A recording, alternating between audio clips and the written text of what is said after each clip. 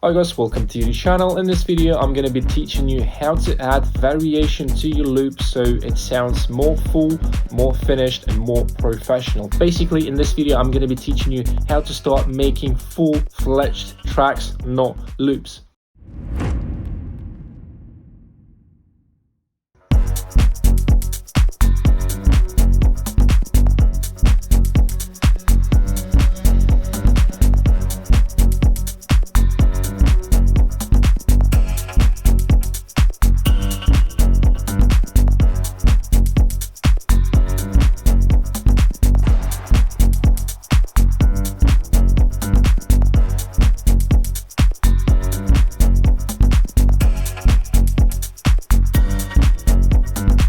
Yeah, so the track sounds like that. It's kind of tech house kind of vibe. What do you guys think? Do you like the track? Let me know in the comments below what you think. I'd love to hear your feedback on this one. And let's start with the very first tip. And it's about your initial loop length. So let me know once again in the comments below how long is usually your loop when you're starting a track. If it's less than 8 bars, there's a problem here, but I'm gonna help you and you'll be able to solve this problem really easy. And my first advice here for you guys is try making longer loops. So for example, as you can see, this loop is 16 bars long. I think it's the minimum, like it's the minimal length of the track, which will allow you to make it sound interesting, because in this kind of length you can add some effects, you can add some variation, you can add instruments, effects, whatever. It's long enough for you to add enough elements so it sounds interesting. So this one is really straightforward. And yeah, let's maybe have a look at some of the elements. So I have this guy over here, which is playing just one time in 16 bars long loop. Here we have some of, yeah, this guy, something here, yeah, like a flute sound. Yeah, and here again it's playing once in 8 bars. This is really important. Here we have one more sound. Yeah, just like basic hit. And here once again it's playing just one time in a 16 bars long loop. So I want you guys to get this concept so you understand, and next time when you're making the track, try making a longer loop, and this will allow you to make it sound more interesting, and also it will be so much easier to turn this track into a full arrangement, full-fledged track. The next tip, guys, is using reference tracks and analyzing the structure and the arrangement. So basically, I'm talking about when you are using a reference track. So let's say this is a reference track, just an example. So what you're gonna do, you're gonna drag and drop it into Ableton, just import it, or any DAW you're using. And what you're gonna do, you're gonna add locators. So for example here we can type drop. It's gonna mean that the drop begins here. Here maybe we can add a locator, and let's say it's intro. So the intro is here. Here we might have some like break, etc., something like that. And yeah, you kind of get this logic, the concept. Maybe here we have some, let's say, big breakdown, and basically, guys, this technique will help you to understand how the arrangement of commercial, like good tracks, how does it work? Like, how long is the intro? How long is the drop? Maybe they have something, some elements which are starting to play after the drop, before the drop. This will help you to understand this, the idea behind the arrangement and the structure of the track. So I'm sure if you use the technique, you're gonna improve your arranging skills a lot. Let me know if you do, once again, in the comments below. I want to hear that the tips I'm giving you are working actually. Okay guys, so let's move to the next tip. And the next tip is using a variation in your drums. So for example, what you can do, let's listen to the drums. I have, this is the hat shakers. Yeah, what we can do, let's listen to the drums, how they sound right now, like just the bass, maybe some instruments and the drums.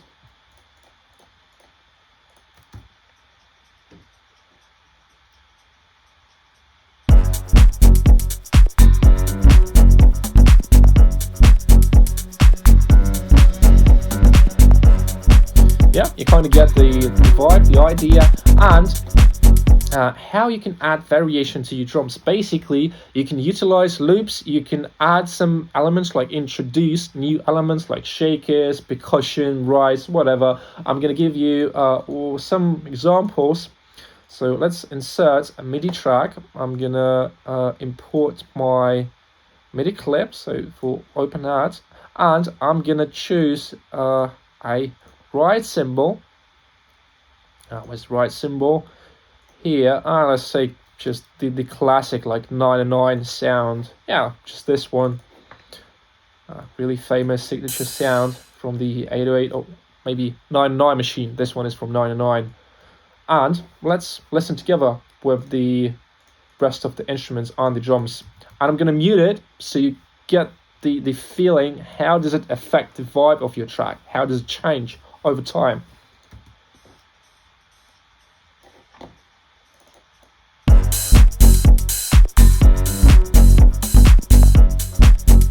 Or you can use the ride like that, like on the beat. You can use it as, you can use the ride on the offbeat or on the beat. It's going to depend on the genre and on the vibe you want to get, because it's slightly different. I prefer using the ride on the offbeat, but you can do however you like.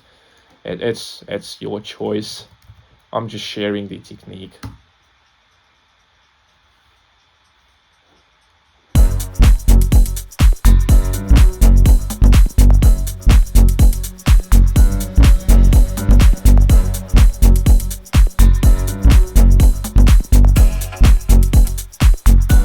And you kind of get the idea, guys, that when you introduce new elements, especially in the drums, you can emphasize specific parts of your track. So let's say you're having like the climax where all of your instruments are playing at the same time. You have the leads, you have the drums, you have the kick.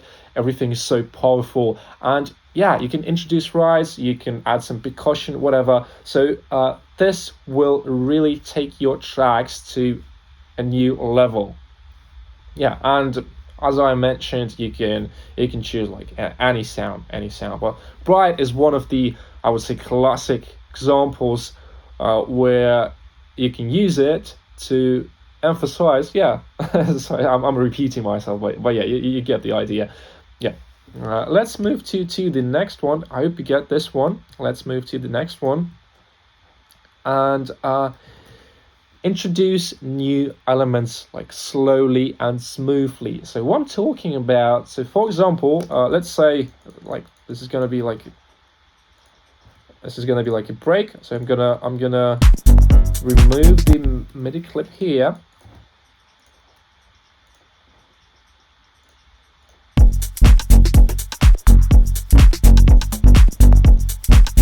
And let's listen to the piano.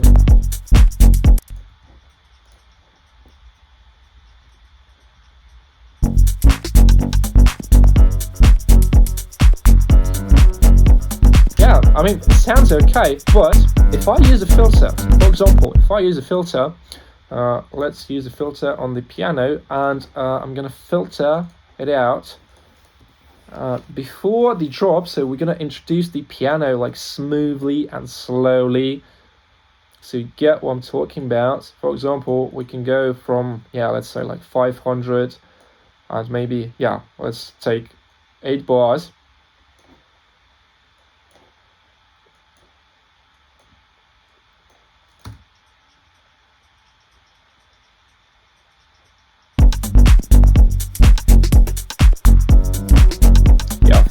can close the filter even more. So the effect is really like obvious.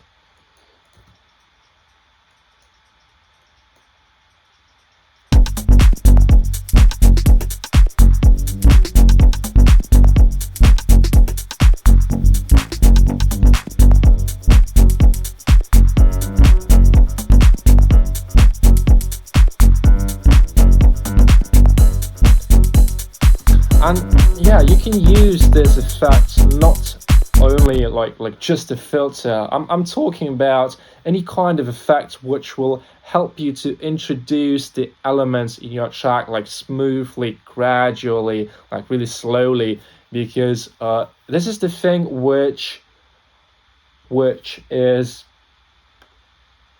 I think, many beginners are not using for some reason. So they just are not doing enough of automation, closing, opening filters. I mean, like everything, like fades, yeah, pretty much the same as the filter. But yeah, I hope you guys get the idea. So try with it can be with any element, like kick and bass. You can filter the low end, you can close the filter and filter the high end. Yeah, there are a ton of ways how you can automate and introduce your elements in the track.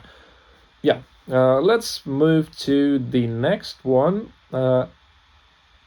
Resample your original sound. So if I'm talking about the piano, so for example, let's just take the piano, and I will show you how you can, just with one sound, how you can make new sounds. So for example, if I take the piano, let's freeze the piano.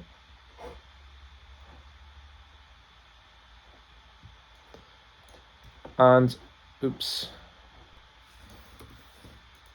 insert audio track, and yeah, we've got here the piano. And what you can do, so for example, this is one of the most common things which I do with my sounds, whether it's a synth sound, maybe a vocal, it works just fine. So we're gonna take the piano and we're gonna use the reverb with really long tail.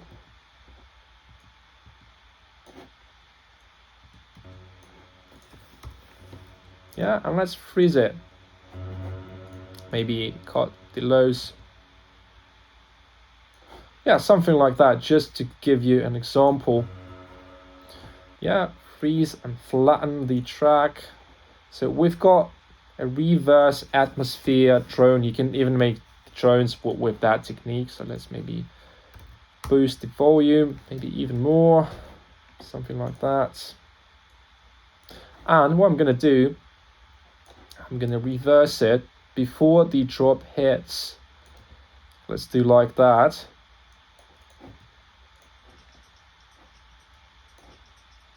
And maybe we could remove the drums here.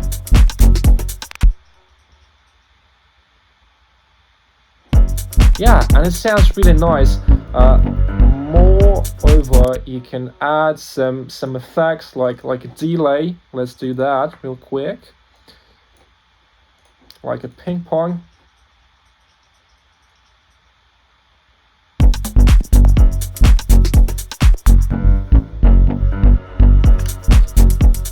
Smash that like button if you like this sound. Yeah, it's really simple. It's really simple, and you are not limited just by using the reverb. You can use delay, you can use like flanger, phaser, chorus, any kind of effect, and by resampling you can achieve such an amazing sound, whether it's drums, it's like chords, whatever. A really powerful technique, guys. If you really like study and dive deep into the resampling, you're gonna improve a lot, believe me. Okay, the next one is actually the last one, and it's about adding variation to your melody. It can be like rhythmic, and And yeah, I think it's more like about the written, because if we use, for example, the same melody and we change the written, it's gonna sound like really, really different, maybe even completely different. And it's really simple but powerful. It's so nice. So, for example, what we can do something like that, and you're gonna get a different vibe.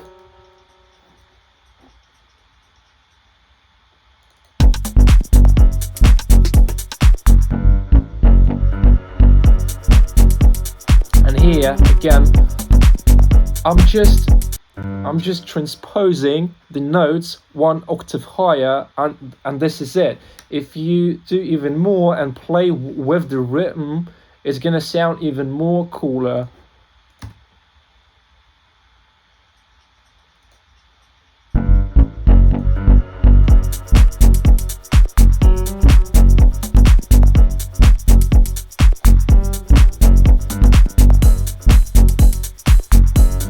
And the same thing, guys, goes with the bass, with the chords, basically with any melodic element in your track. So I'm gonna show you. I've just changed the pattern of the bass. Basically, it's the same notes, but with slightly different patterns. So if I look at the pattern, yeah, if you look at the pattern, look at this one, it's pretty much the same, but let's listen. Let's listen. The vibe is completely different. This is what I like. Yeah, let's mute the brides and introduce the brides, so you kind of get the idea that you can emphasize. I've talked about that. I'm repeating myself again.